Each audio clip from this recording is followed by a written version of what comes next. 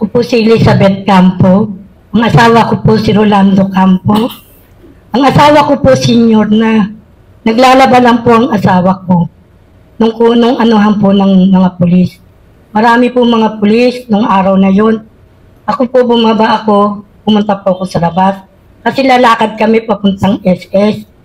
Hindi ko akalain na marami ng pulis na dumating sa bahay namin. Ang sabi ng anak ko, huwag niyo pong kunin ng tatay ko, naglalaba lang po yan. Ang ginawa po ng pulis, pinaupo sa isang tabi, binanatan po kagad ng armalite dito sa dibdib.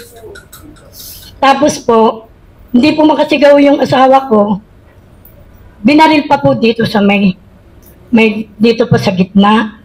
Ako po nasa labas ako, pero yung mga tao po, nagsasabi, ang asawa mo nasa loob. Pumapasok po ako sa loob, mapasok po ako. Nakapaligid po lahat ng pulis. May CCTV po eh. May CCTV po yun. 3 po sila ang pinatay doon. Ang pamangking ko. Opo, noong October 11, 2017. Nung pinatay po ang asawa ko, hindi po ako makapasok sa loob kasi lahat po ng pulis nakapaligid. Kahit po anong pasok namin, ayaw po kami papasukin.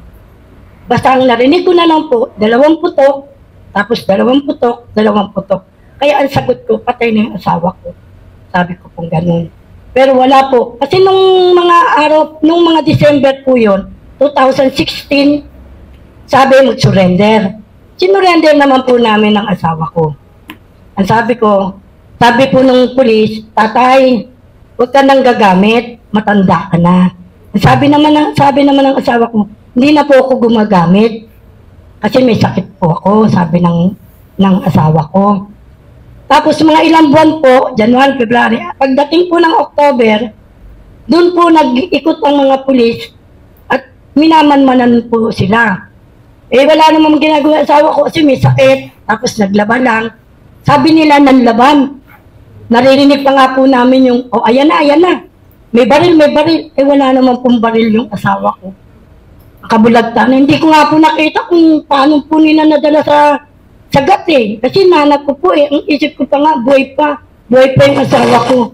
Pati po nga apo ko nagkaroon ng trauma dahil nga pinaalis nila. Tapos yung apo ko kinarga pa. Kitang-kita naman po sa CCTV. Meron po CCTV yung pangyayari sa asawa ko. Dahil in-interview rin po ako. Sino po yung 2 kasamang pinatay?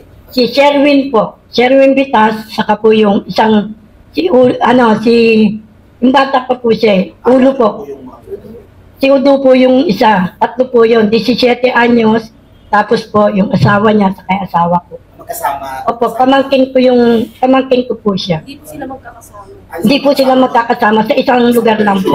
Opo, isang operation lang po. Opo. Ang ibig ko sabihin, sa isang operation, pinasok po sila doon, pinagsama-sama. Opo.